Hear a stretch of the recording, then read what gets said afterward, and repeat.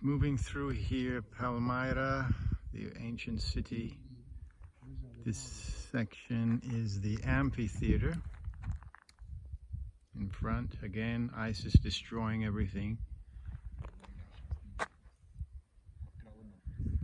When ISIS onslaught took this area, they used, after destroying everything and destroying the city, killing everybody, they used this area as a training ground. For working on their tactics and shooting and all this kind of stuff.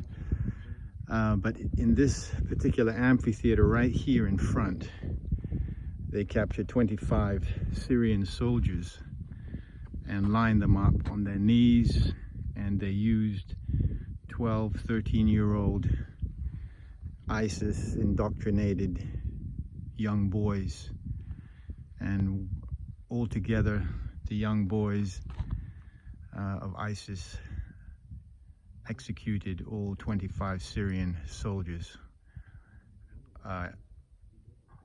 all together at the same time. So that happened right in front here. There's so many stories and things I've heard. I don't know, kind of defeats the imagination really. And so that's this.